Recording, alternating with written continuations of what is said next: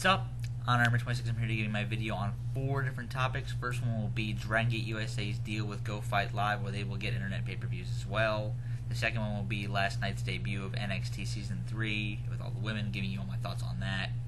The third one will be me talking about TNA No Surrender and the 2 matches I actually did watch, because they're the ones that interest me.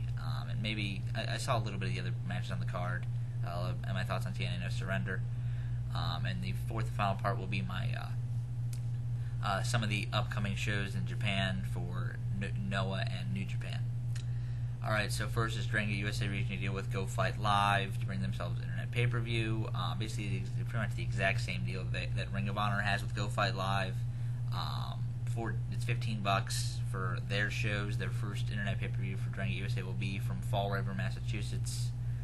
It's called Bushido Code of the Warrior, something like that, some weird name. It's October 29th. I'll give you the link to where you can buy it right down there in the description box. The main event for that show has to be BB Hulk and Shingo. Here's why. You need to have a title defense as the main event. I mean, that's clear. And BB Hulk is the champion. You keep hyping up in the Dragon Gate news alerts that the next challenger will be Yamato or Shingo.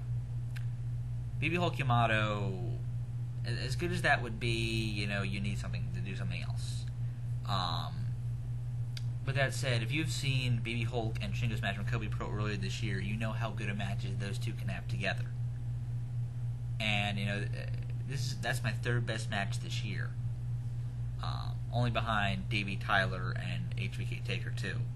And that if you know how good both those matches are, to have this one be a strong 4 3/4 and be third on Absolute Countdown, beating out like the 3-way from both the big matches from the Big Bang. Every other match this year outside of Davey, Tyler, and HBK Taker 2, you know how good a matches they can put on. So, bringing the best possible match you can to your first pay-per-view, and I honestly would have Shingo win that match to just cement that there's a change in Dragon Gate USA coming, and have Shingo be your top guy. And I felt that he probably should have even had faced him in Chicago and beaten him there. Shingo needs that. They need to get it's not that Shingo needs that belt. It's just they need to get it off of BB Hulk. His title defenses are becoming very repetitive. I was live for the one at Enter the Dragon, which debuts this Friday. And by the way, we've seen some of the previews for that. The videos are very good, but there's one guy on PV Torch who gave the 4x 4.5. Maybe it came off way better on pay-per-view. Who knows? But we'll see. But anyway, there's just this pay-per-view is a good way of sending a message to the wrestling world, saying that independent wrestling is the place to be. It's not just only a Ring of Honor, because I know some portion of the just mainstream fans that are on here or even follow stuff on the internet know that it's basically Ring of Honor is only the big time indie. If Dragon USA puts on a amazing show here, which they have the talent to do, and they can send a huge message by doing that. And I think that they should introduce a tag team title as well. That would be a good way of starting with that, because that would be I don't think they have the roster or the amount of shows for Dragon Gate USA to have a secondary singles championship yet. But they need to introduce a tag title, though. You have great tag teams, Speed Muscle, you have Quack and Jigsaw, you have a Warriors team even. You could do what's the other stable called? Kamikaze USA team. You could do 2 Kamikaze USA teams even. So you have the tag team roster to do that. So I think having both of those bouts, or starting a tournament where you could crown the first Dragon Gate USA tag champs, would be great for this show.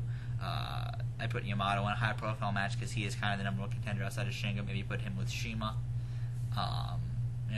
This is a very, very exciting thing for Dragon Gate USA, and I'm very excited to see it.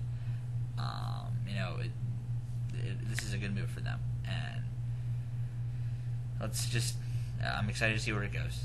That's all I gotta say. Alright, next is going to be NXT Season 3, which debuted last night from Baltimore. I could have gone, but, I'm in college. I really didn't want to. It wasn't really all that appealing, to be honest, but I would love to watch it on TV, which I did. Overall, I gotta say, last night's show was not that good. They did a good job of, saying that this is kind of the Diva Search version 2010 is the message I got from this. But the girl that impressed me the most has to be Naomi. They kind of put her over just like they did with Bryan Danielson in NXT Season 1, seeing that she's going to be the one to look out for. They really didn't do anything with that on Season 2 of NXT, but, the two girls that came out looking very strong, in my opinion, were the two who won their matches, and Naomi and AJ. AJ was the one that I was looking forward to watching anyway. All the other girls, Jamie was only alright. She just struck me as kind of bland. Just in a company full of just girls that are like her and a little better than her. So, we really don't need Jamie. Maxine had a good look, but I thought in ring she was probably the worst of the four that I saw. I thought even Oksana was better than her. Oksana has an interesting look to her because she is foreign. But, her mic skills for that reason kind of come off like other wrestlers, and that's not good. I was thinking maybe just a bad version of Maurice is what she is, but she kind of is. Who else? Oh, there's one more. Caitlyn. The first time I'd ever heard or seen Caitlyn, so I don't know or have really many thoughts on her. I want to see her in ring. She kind of had... I thought the girl that should have been with Vicky Guerrero needs to be a great heel, so maybe switch Caitlyn and Maxine, because I think Maxine is going to be a heel. She should have been with Vicky Guerrero, because I think the girl that's with Vicky Guerrero is going to get a ton of heel heat because it is Vicky Guerrero. I'm not saying that Caitlyn can't do a good job with that. It just appeared that Maxine would do a better job. So I think maybe they should put Alicia Fox with Caitlyn and put Maxine with Vicky Guerrero. I thought that would have been a better move, but only time will tell with that. And I wonder why they're taking just the same amount of time they took with the men. I know I don't want to come off sexist here, but this season of NXT only has 6 competitors. I think this should be maybe half the length, if not just a little more. I think the first elimination should be in 2 weeks, not 4, because it's easier to tell which girls are going to make it than guys, because there's a bigger amount of a guy roster, so you don't need that much time to tell. I think if there's not much else to the girls besides what they can show in the first couple weeks. So and they don't have that big of a place in WWE. If WWE cared more about the divas, they should get more time, but they don't, unfortunately. So just like it's all right. But if they had brought in 2 more girls, like they had brought in Sarah Del Rey and Awesome Kong to fill out this season, then fine, because you have 2 amazing workers right there. But probably the best worker right now on the show is probably Naomi, and she's good. I like Naomi, and she probably will win this season, her or AJ. And those are clearly the 2 best, and the 2 that'll probably stick on the roster, and that's probably it, honestly. But I'm probably not going to watch the rest of this season. I'll probably just maybe fast forward through it. Probably what I'll do. All right. TNA No Surrender. I only watched in full 2 matches on the show. I heard reviews of the other I guess 5 or 6 matches, and they weren't worth my time watching them. So basically the 2 matches I watched were Generation Me versus Midwestern Machine Guns, and Kurt Angle versus Jeff Hardy. I'm very glad to see maybe a heel Gen Me here. I've loved their stuff in PWG that they've done as heels. It's very, very good, and it's actually amazing. The fans have kind of only gotten a sense of what Generation Me can do, so I'm very excited to see that they actually are getting the shot here. It's going to be very, very cool to see what they can do. And Mercy Machine Guns are finally getting a good title reign. They do have the talent to put on some great matches, and give these 2 teams more time, like you did at Destination X. And there you go. They had probably the second best TNA match in the Ultimate X and Destination X this year. So I just have waited to see Machine Gun Star Rain for a long time now. I think the team that will beat them will be Generation Me. Probably they're probably building towards something for like some type of like long drawn out match at Bound for Glory, which should be great. And I guess maybe my next point. You had Mr. Anderson move on to the match at Bound for Glory by beating the Pope, but then you had the other semifinal in Kurt Angle versus Jeff Hardy. It was match of the night. It was great. I've seen some reviews where this gets like 4.5, 4 3/4. I think that's too much. But I've also seen some reviews where it gets like 3.5, 3 3/4, and I think that's way too little. I think it's actually kind of right in the middle of those, either a really strong 4-star or a weak 4 1/4. There was a little bit of. I mean, there's never good to have confusion in a wrestling match, even when it has really worked like that and they knew the ending was coming. But there was still a lot of confusion that was going on between everybody, and watching it and being confused is never a good thing. So there could have been easy ways to correct why I was confused, and they didn't. So I'm not very happy with that, and that does take a toll on the match. I thought there were portions of the match where you could have gone a little faster. There were some slow parts. But everything else was fantastic.